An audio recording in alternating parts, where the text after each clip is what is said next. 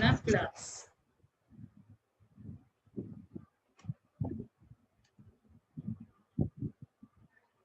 PGDM second, अब हम लोग का बच रहा है सेकंड चैप्टर में बस एक पार्ट, पॉलिटिकल इंस्टीट्यूशन, है ना। तो ये आज हम लोग समझेंगे।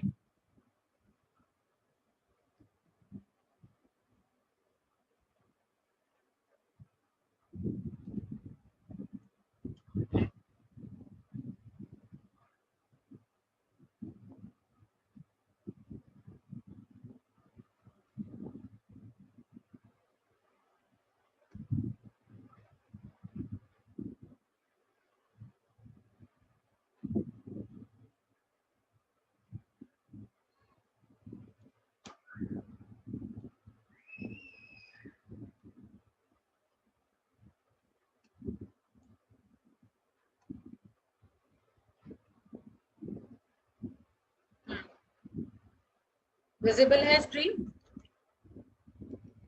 Yes ma'am. ठीक है, देखिए इस चैप्टर में 3 पार्ट था। 3 कितना पार्ट? एक तो पार्ट प्रियम्बल, दूसरा पार्ट फंडामेंटल, तीसरा डीपीएसपी, और फिर लास्ट पोर्शन है आपका पॉलिटिकल इंस्टीट्यूशन। उसके बाद ये चैप्टर खत्म, ठीक है। और जो क्वेश्चन आपने भेजा था स्वाति, मैंने देखा कि मैक्सिमम हम लोग का नहीं पढ़ा हुआ है। जहाँ 2 चैप्टर वहां ये लोग पूरे सिलेबस से पूछा हुआ है, तो बनाने में मन लगेगा नहीं, ठीक है। तो ऑलमोस्ट मई के एंड में या जून फर्स्ट वीक तक में हम लोग मैक्सिमम पोर्शन कंप्लीट कर लेंगे, ठीक है। तो हमको फिर उसके बाद क्वेश्चन सॉल्व करने में थोड़ा मजा आएगा। आपका जो पीजीडीएम 4th का सिलेबस है ना, मैक्सिमम देख रही थी क्वेश्चन जो हम लोग का पोर्शन कंप्लीट हुआ है वहां से आया हुआ था। तो हम लोग पीजीडीएम 4th का डिस्कशन करके खत्म कर दिया, ठीक है। मतलब कम पोर्शन था जो डिस्कशन किया हुआ नहीं था, एक बिजनेस एथिक्स से था, बाकी सारा उसका पढ़ा हुआ था, तो खत्म हो गया। लेकिन आप जब भेजे तब मैं देख रही हूँ मैक्सिमम पढ़ा हुआ नहीं है ना। तो ऐसे करने से क्या फायदा? ऐसे तो आप गूगल से भी देख करके कर सकते हैं। तो थोड़ा कॉन्सेप्ट हम लोग समझ ले, ऑलमोस्ट मिड ऑफ यानी तो फर्स्ट वीक ऑफ जून तक हम लोग मैक्सिमम कवर कर ले, तब क्वेश्चन सॉल्व करेंगे, ठीक है, तब मजा आएगा। वैसे भी 30 जून है लास्ट डेट, है ना। कैमरा सब लोग ऑन कर लीजिए। यस मैम, 30 जून लास्ट डेट है। चलिए अब लेट्स स्टार्ट। देखिए पॉलिटिकल इंस्टीट्यूशन में हमने पहले भी डिस्कशन किया था कि 3 विंग्स है टोटल, ठीक है। पॉलिटिकल इंस्टीट्यूशन में 3 विंग्स, एक पॉलिसी बनाने वाले, एक उसको इन्फोर्स कराने वाले, और तीसरा उसको मतलब उसके फेयरनेस को चेक करने वाले। फाइन, तो देखिए क्या लिखा हुआ है। India is A union of state, ठीक है, सारे स्टेट मिल करके आपका इंडिया है, बात सही है। The state of government is federal in nature. Now what do you mean by federal?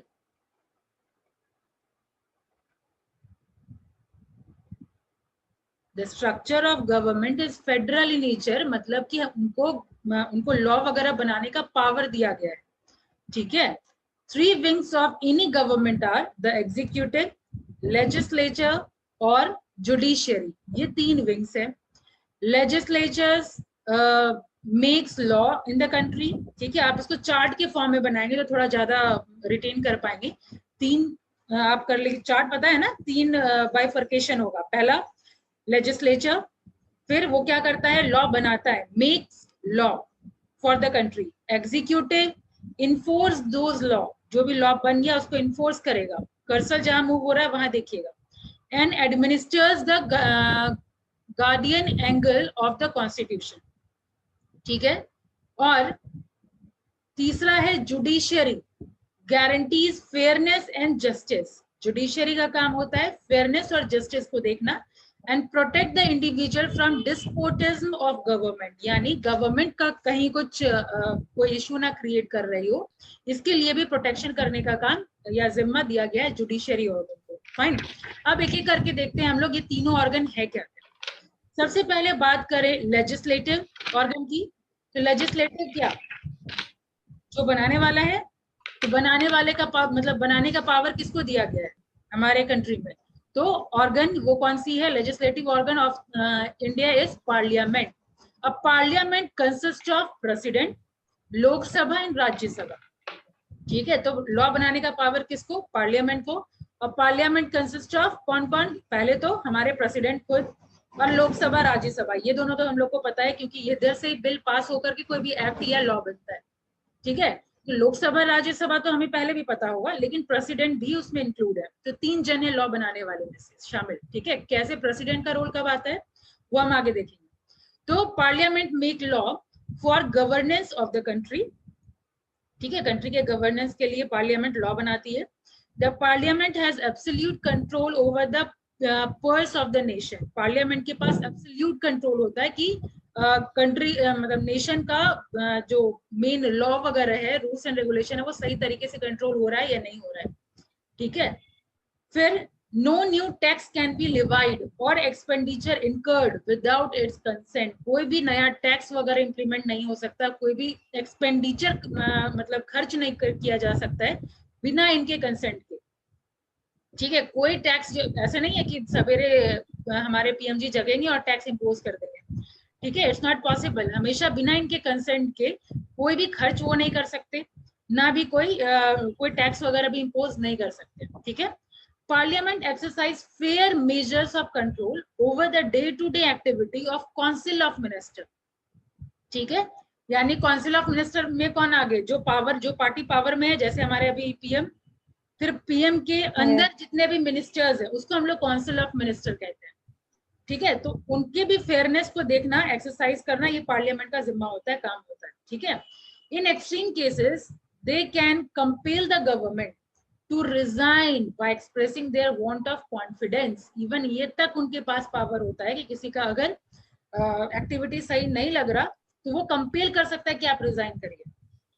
ठीक है, तो parliament can amend constitution of India, यहाँ पे लिखा हुआ है। लेकिन अगेन अब आप लोग कंफ्यूज नहीं हो जाएगा, मैंने पहले भी बताया था कॉन्स्टिट्यूशन अमेंड किया जा सकता है, लेकिन ये ध्यान रखते हुए कि बेसिक फीचर कोई भी उसको तोड़ मरोड़ ना करे।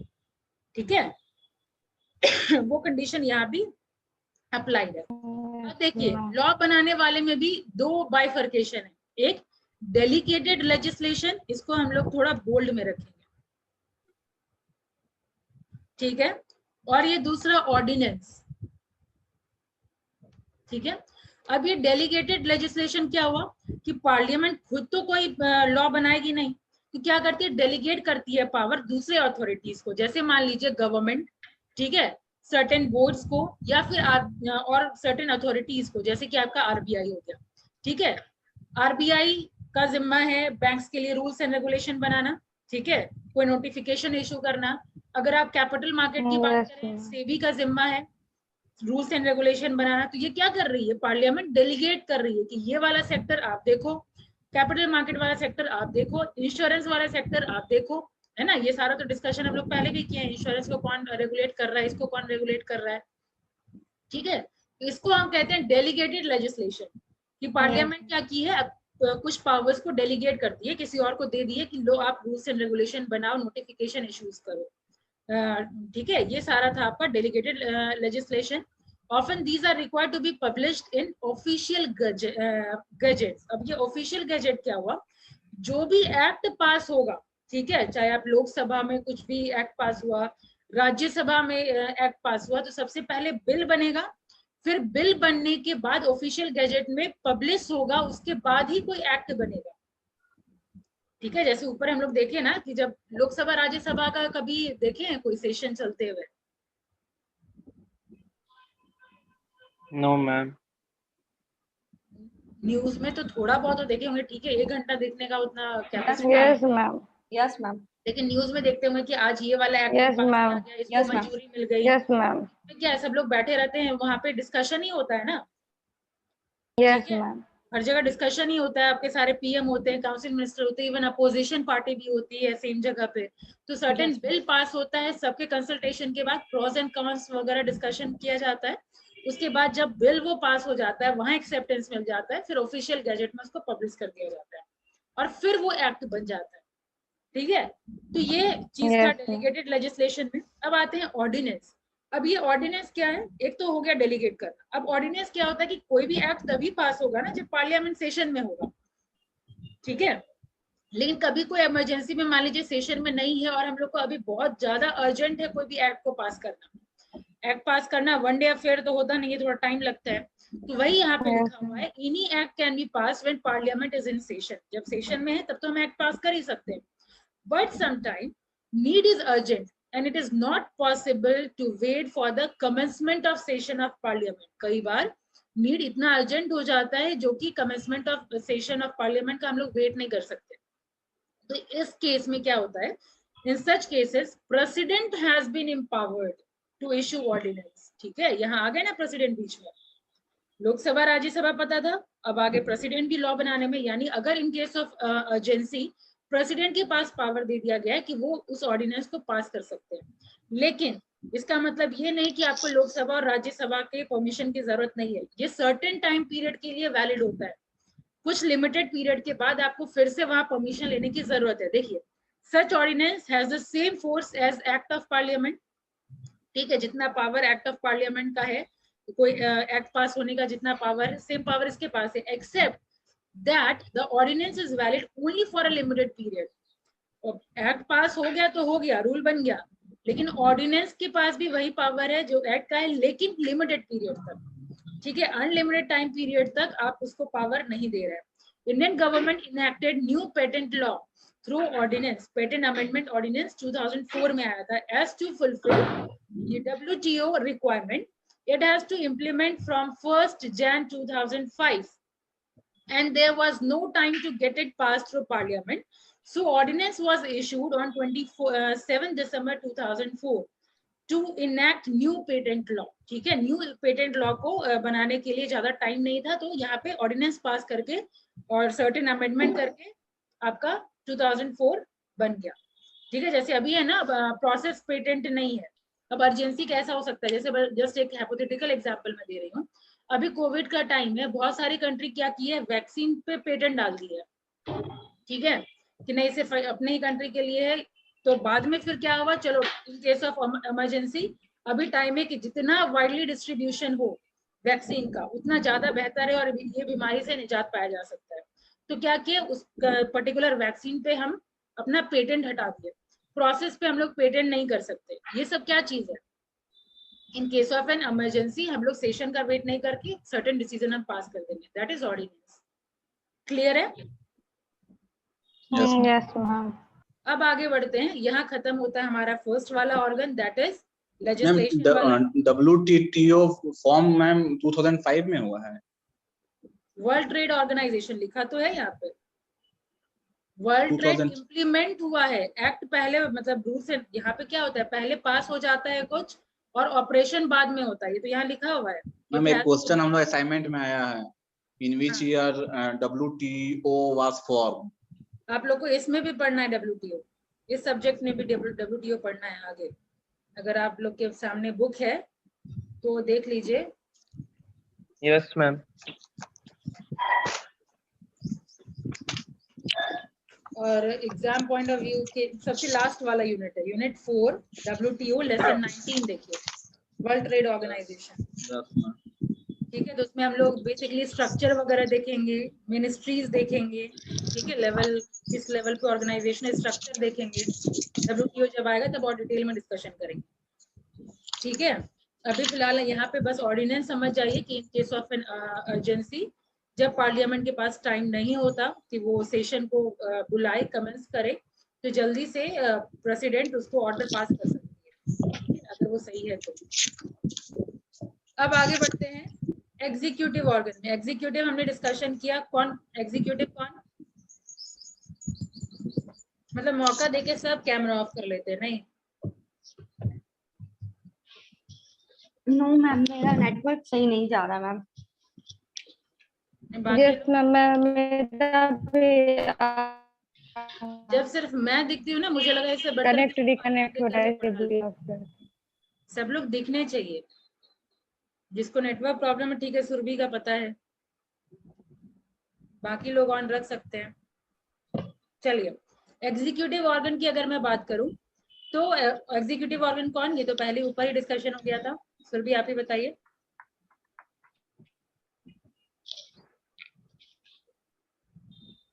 एग्जीक्यूटिव ऑर्गन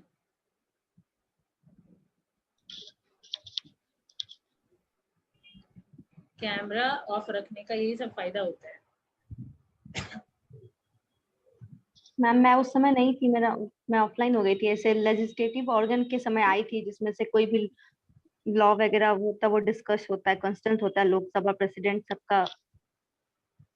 हाँ, तो मैंने बताया था कि पॉलिटिकल इंस्टीट्यूशन में हमारे पास 3 विंग है, लेजिस्लेचर, एग्जीक्यूटिव और आपका तीसरा था जुडिशियल।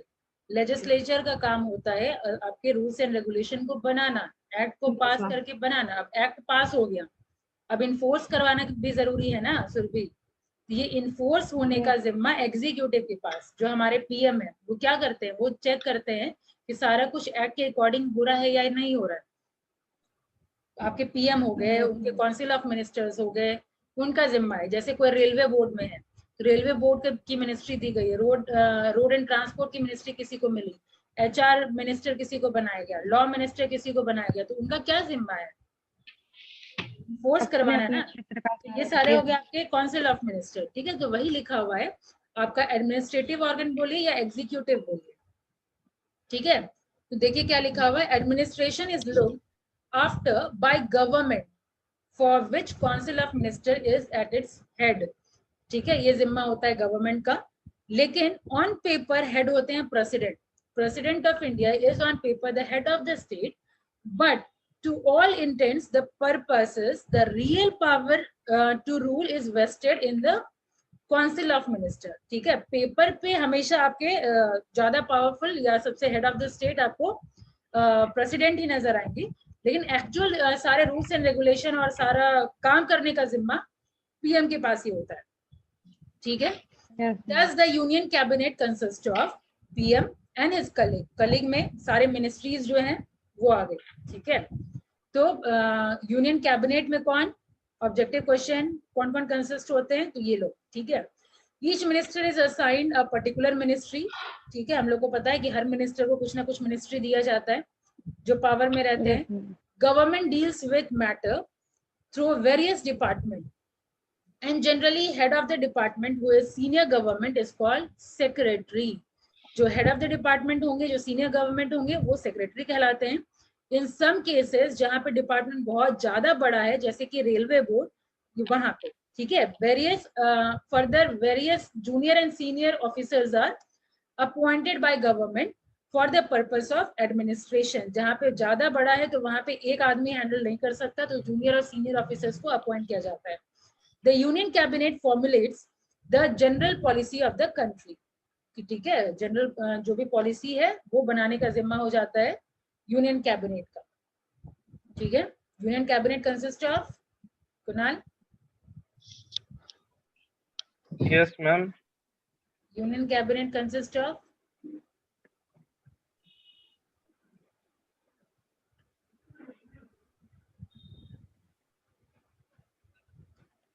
क्लास एंड हो जाएगा, पता चला रे ये सत्यनारायण भगवान की कथा हुआ था।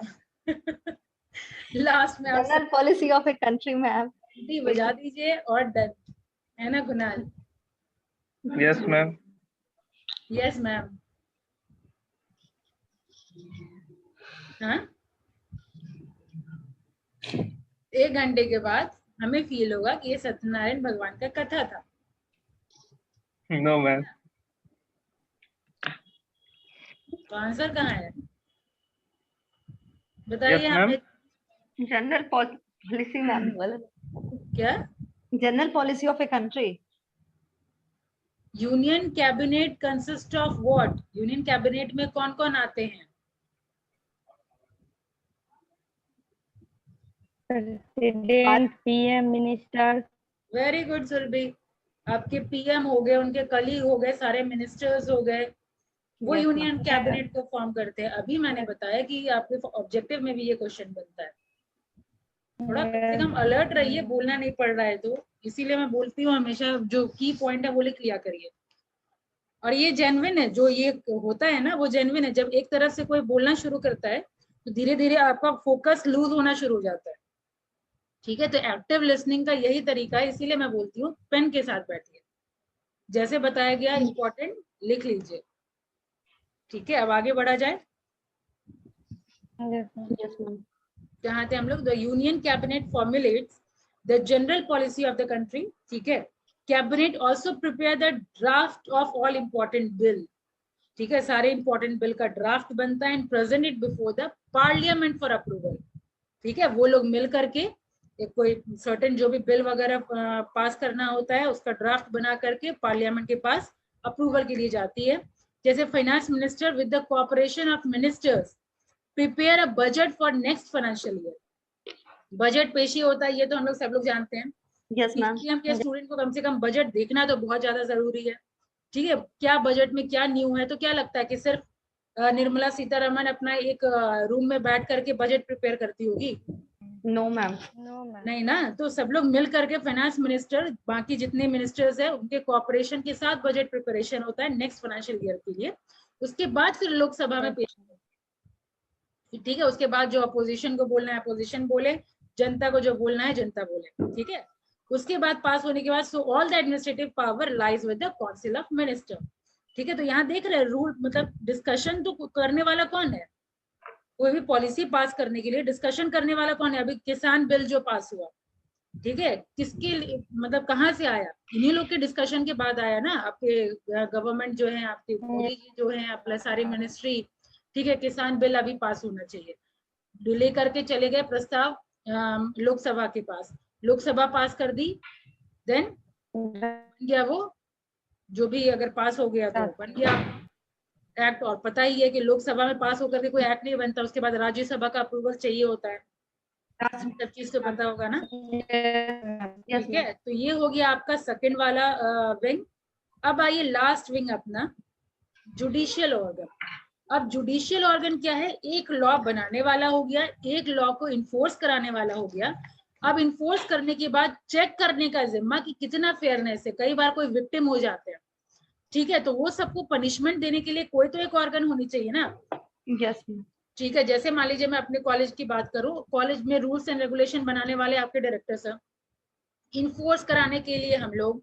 अब मान लीजिए आप लोग अगर पालन ना करें तो फिर कुछ तो होना चाहिए ना पनिशमेंट, तो वो पनिशमेंट देने वाला ऑर्गन है आपका जुडिशियल ऑर्गन।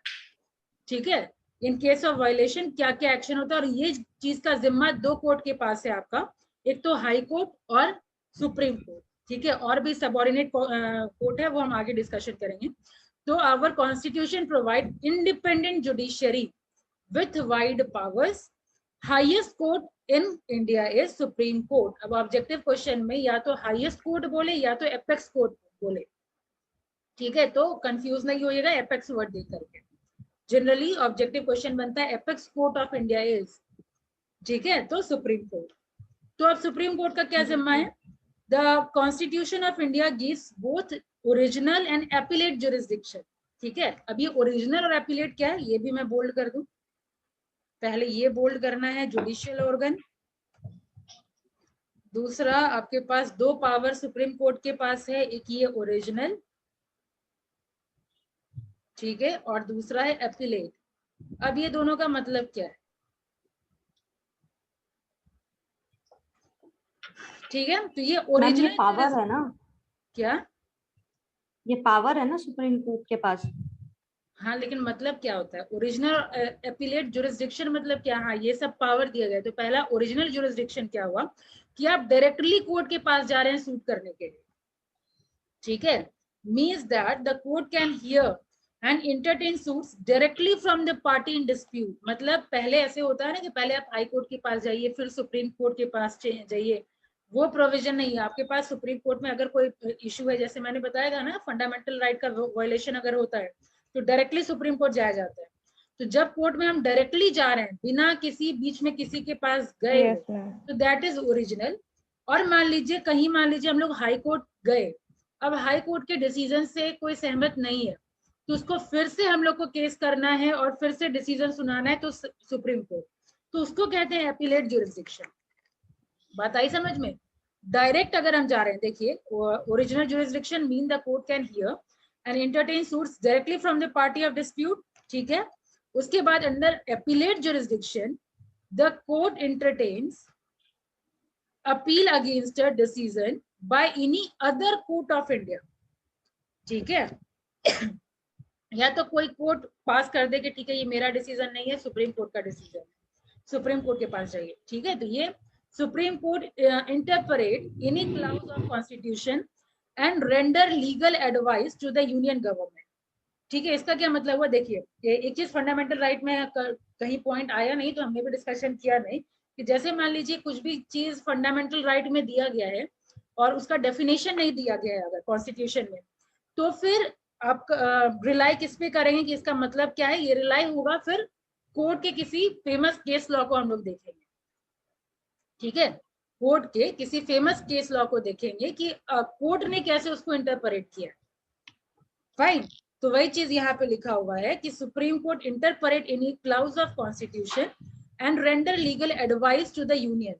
लाइक अगर मान लीजिए कोई दूसरा कुछ और ही समझ रहा है, कुछ अलग तरीके से इंटरप्रेट कर रहा है, तो लॉ उसको समझाएगी, सुप्रीम कोर्ट उसको समझाएगी कि आपके कॉन्स्टिट्यूशन में ये क्लाउज में इसका ये मतलब है। फाइन, और डायरेक्ट करेगी आपकी गवर्नमेंट को। मैम हाँ मैम मैम मैं बोलिए। समझ नहीं रही हूँ। कहाँ से नहीं समझ रहे हैं बताइए। यही आप क्लाउजेस के बारे में बता रही हैं जी। मैंने ये कहा कि मान लीजिए किसी चीज का डेफिनेशन नहीं दिया हुआ है हमारे कॉन्स्टिट्यूशन में, जैसे फॉर एग्जांपल मैंने डिस्कशन किया था ना, स्टेट का ये डेफिनेशन इस Yes. आर्टिकल में दिया हुआ है, यस मैम। याद है ना। अब मान लीजिए स्टेट का डेफिनेशन नहीं दिया है कॉन्स्टिट्यूशन में, ठीक है, सोवरेन का डेफिनेशन नहीं दिया हुआ है कॉन्स्टिट्यूशन में, तो हम इसका मतलब ये क्या कहना चाहते हैं कि हम कैसे जानेंगे। तो ये जानने के लिए हम क्या करते हैं, किसी कोर्ट के फेमस केस लॉ से। केस लॉ का क्या मतलब होता है, जब दोनों के बीच में मतलब केस जब होता है तो जो दो पार्टी के बीच में कोर्ट में जो चलता है आपका केस, भाई कैसे मैं बताऊं, केस जो चलता है वो पता है ना। Yes ma'am. हाँ, तो उस केस लॉ, उसी को केस लॉ बोलते हैं। जैसे मान लीजिए फेमस एक बहुत सेलेमन वर्सेस सेलेमन करके जैसे है, ठीक है, Salomon versus Salomon company limited, ठीक है, इन दोनों का केस लॉ है। अब वहां पे इंटरप्रेट हुआ कि सुप्रीम कोर्ट ने ऐसे इंटरप्रेट किया है, मतलब इसका मतलब ये निकाला है। फाइन, अब आई बात समझ में।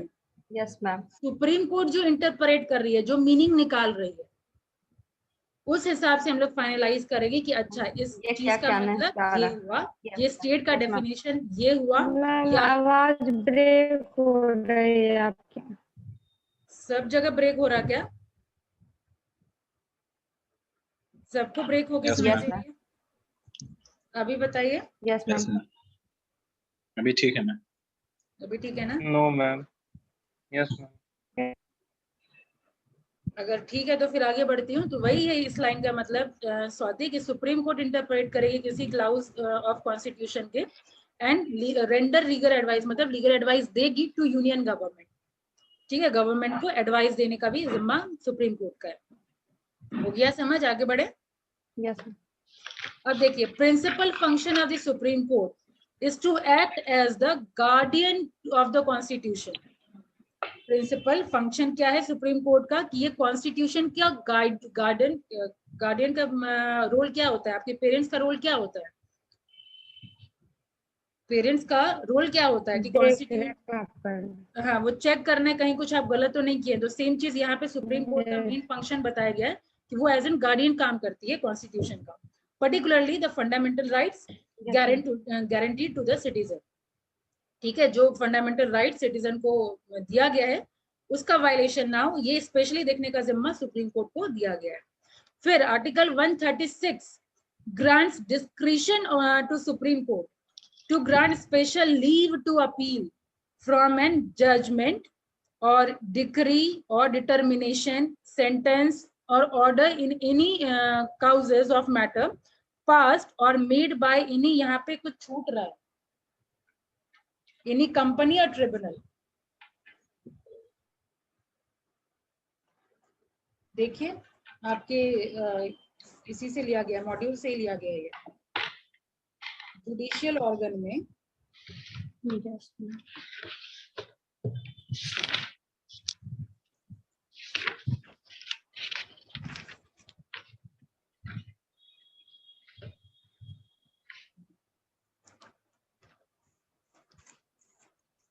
Article, no ma'am, 4 and judgement ही लिखा हुआ। नहीं ये कंपनी और लिखा हुआ है, जहाँ सीओ है ना, यस। एनी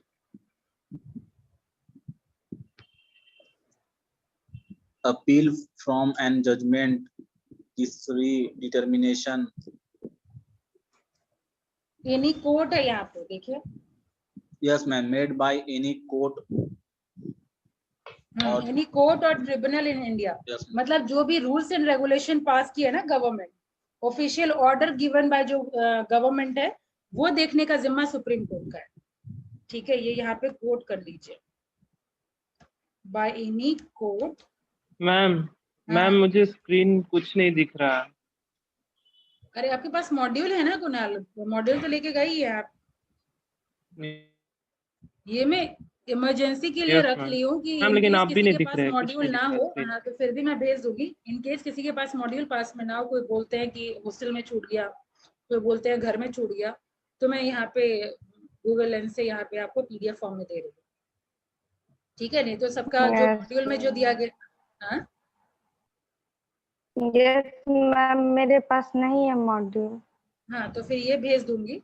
इसमें मैंने देखा कि इजी फॉर्मेट में दिया हुआ है, तो कुछ अल्टरेशन करने की जरूरत नहीं है। बाकी पॉलिटिकल इंस्टीट्यूशन बहुत लंबा चौड़ा दिया हुआ रहता है, ठीक है, लेकिन यहाँ पे देखा मैंने कि सिंपल साफ सुथरा लफ्ज और बहुत ही छोटा क्रिस्प करके दिया हुआ है, तो ये सफिशिएंट लगा मुझे, तो इसलिए मैं शेयर कर रही हूँ। बस एक्सप्लेनेशन की जरूरत है, वो आप समझते जाइए। ठीक है, तो ये था सुप्रीम कोर्ट। अब नेक्स्ट आपका होता है हाई कोर्ट।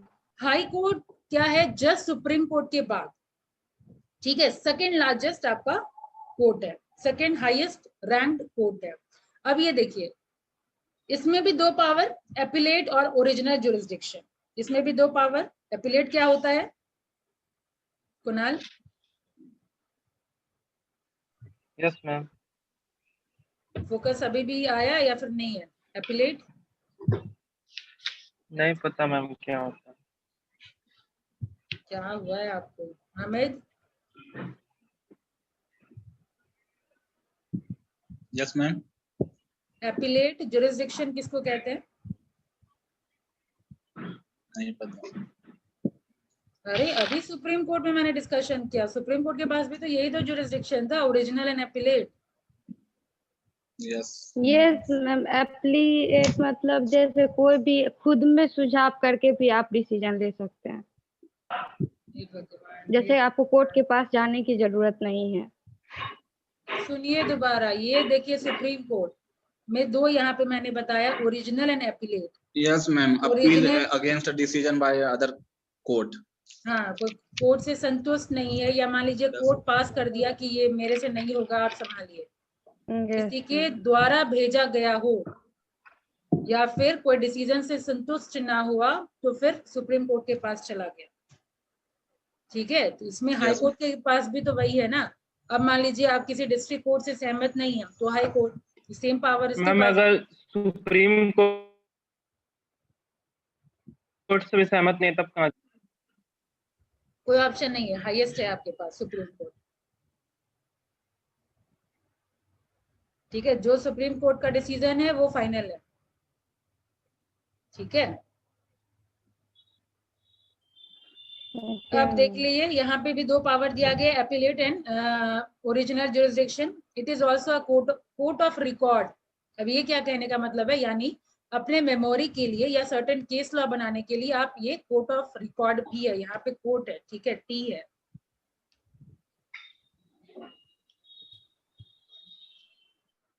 ठीक है, it is also a court of record. It means that the judgment of the High Court are considered authoritative and they serve as a case law. ठीक है, authoritative है यानी डिक्टेटरशिप वाला रोल है ये। Even policy form मतलब rules and regulation follow करवाती है बाकी कोर्ट को भी, जो उसके नीचे जितना भी कोर्ट है उसको ऑर्डर पास करती है कि कैसे केस चलना चाहिए, कैसे प्रोसीडिंग होना चाहिए, कौन कौन सा रिकॉर्ड आपको रखना है। ठीक है, तो ये it functions include both judicial and administrative. High court has a right of superintendence. Superintendence मतलब ये होता है कि जो आपके सबऑर्डिनेट कोर्ट जितने भी हैं उसके ऊपर रूल्स एंड रेगुलेशन बताती है, मतलब तरीका बताती है कि इस तरीके से आपको रिकॉर्ड रखना, इस तरीके से केस करना, उसको कहते हैं सुपरिंटेंडेंस। ठीक है, over all other courts subordinate to High Court have been granted to issue writs. ठीक है, अब ये रिट क्या होता है? तो रिट इज एन ऑर्डर और process issued by court or judicial officers asking any person to perform or refrain from performing the act. ठीक है, तो रीट क्या है? एक ऐसा ऑर्डर है या ऐसा प्रोसेस है जो कोर्ट इशू करती है और मतलब बोलती है कि सर्टेन एक्ट आपको करना है या नहीं करना। ठीक है, ये रिट होता है। और मैम दिस, हाँ क्या बोली मैम, पता ही नहीं चला, वॉइस कहाँ? ब्रेक हो गया पूरा। कहाँ से नहीं पता चला? मैम अभी जो आप बोल समझा रही हैं रेट के बारे में, मैम रेट, कुछ सुना? यस मैम, कुछ सुनाई नहीं दिया। आवाज कट रहा है क्या? Yes ma'am. रिट का मतलब हुआ कि ऑर्डर पास करती है कोर्ट की सर्टेन एक्शन आपको करना है और ये सर्टेन एक्शन नहीं करना है। ठीक है, यस मैम। तो रिट इज एन ऑर्डर और a process issued by court or official judicial officers asking any person to perform, वही लाइन है ना, asking any person to Yes. perform or refrain from performing the act। refrain मतलब मना करना, ठीक है, रोकना। This is a very powerful right and is very useful in case government or other authorities of not give justice to a person.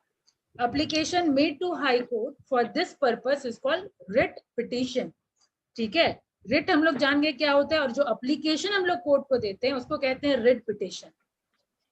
ठीक है, application को कहते हैं writ petition. Okay. Now besides high court, every state has 3 type of subordinate court। ठीक है, high court के अलावा 3 type का सबऑर्डिनेट कोर्ट होता है। कौन सा? क्रिमिनल कोर्ट, सिविल कोर्ट और रेवेन्यू कोर्ट। रेवेन्यू का जिम्मा सिर्फ और सिर्फ रेवेन्यू पे होगा, सिविल का जिम्मा सिर्फ सिविल वाला सर्टेन केस लॉ वगैरह वो डील करेगी, और क्रिमिनल में क्रिमिनल वाला जितना भी है केस वो डील करेगी। ठीक है, constitution of any country is a decisive force in creating a conducive environment for business। ठीक है, कॉन्स्टिट्यूशन के पास सबसे ज्यादा पावर होता है एक कंड्यूसिव मतलब कि अच्छा एनवायरनमेंट क्रिएट करने का बिजनेस में। ठीक है, it administers and regulates the environment. इसका काम होता है कि वो कंप्लीट एडमिनिस्टर करे, देख रेख करे और रेगुलेट करे एनवायरनमेंट को। Judiciary also plays a crucial role in supporting business. ठीक है, बिजनेस में सपोर्ट करना ये भी बात है। फिर business flourishes in only in those country that have a healthy judicial system. उसी कंट्री में बिजनेस फ्लोरिश हो सकती है जहां पे एक हेल्दी जुडिशियल सिस्टम हो, लेजिस्लेचर हो और एडमिनिस्ट्रेटिव बॉडी हो। ठीक है, ये 3 जिसमें अच्छा है वही बिजनेस प्रॉपर फ्लरिश कर सकता है। तो ये था आपका तीनों पॉलिटिकल इंस्टीट्यूशन, सबसे छोटा और क्रिस्प, जो सेम टू सेम आपका जो मॉड्यूल है उससे उठाया गया। ठीक है, क्या क्या पढ़ा हमने? Political institution. ठीक है, political consist of 3 wings. Government का, कोई भी गवर्नमेंट का 3 विंग्स है, एक लॉ बनाने वाला, इन्फोर्स करने वाला और फेयरनेस चेक करने वाला। लेजिस्लेटिव कौन? 3 कंसिस्ट होते हैं। पार्लियामेंट, पार्लियामेंट में 3 कौन? प्रेसिडेंट, लोकसभा, राज्यसभा। डेलीगेट करना यानी पार्लियामेंट डेलीगेट कर देती है कुछ पावर। फिर ordinance, in case of an emergency ordinance pass करने का जिम्मा हो जाता है प्रेसिडेंट का। अब एग्जीक्यूटिव ऑर्गन मतलब क्या? जो इन्फोर्स करवाती है, तो इन्फोर्स कराने का जिम्मा किसका? आपके पीएम का और उनके मतलब कंप्लीट यूनियन कैबिनेट का, सीधा यूनियन कैबिनेट। अब यूनियन कैबिनेट में ऑटोमेटिकली पीएम और सारी मिनिस्ट्रीज आ जाती है। ठीक है, वो रूल्स बनाती है। रूल क्या मतलब? सर्टेन पॉलिसी जनरेट करने का सोचती है, उसके बाद ड्राफ्ट बनाती है, बिल जो भी होता है वो पार्लियामेंट में लेकर के जाती है, और फिर ऑफिशियल गजट में पब्लिश होना चाहिए, ये भी टर्म था। और उसके बाद फिर वो सर्टेन लोकसभा के बाद राज्यसभा में जाके वो एक्ट बन जाएगा। फिर लास्ट आपका जुडिशियल ऑर्गन, 2 ऑर्गन है, 2 कोर्ट है आपका, हाई कोर्ट और सुप्रीम कोर्ट। सुप्रीम कोर्ट के पास 2 पावर, ओरिजिनल और एपिलेट, डिस्कशन हो चुका। हाई कोर्ट के पास उससे ज्यादा पावर मतलब डिसीजन तो उनका है फाइनल, लेकिन administrative role High Court play करती है। इसके पास भी ओरिजिनल और आपका एपिलेट। ठीक है, उसके बाद सुपर इंटेंडेंस वाला है, कोर्ट ऑफ रिकॉर्ड भी है। ठीक है, ये सारा फीचर से आपका राइट पिटीशन का जिम्मा इसका है हाई कोर्ट का। ठीक है, फिर सबऑर्डिनेट कोर्ट कौन कौन से? क्रिमिनल कोर्ट, सिविल कोर्ट और रेवेन्यू कोर्ट। तो ये था आपका पॉलिटिकल इंस्टीट्यूशन। आई होप जिसको आवाज नहीं गई होगी वो भी आवाज मतलब अभी क्लियर हो गया होगा। ठीक है Hamid, Kunal, yes ma'am. Yes, ma'am. Surabhi, yes ma'am.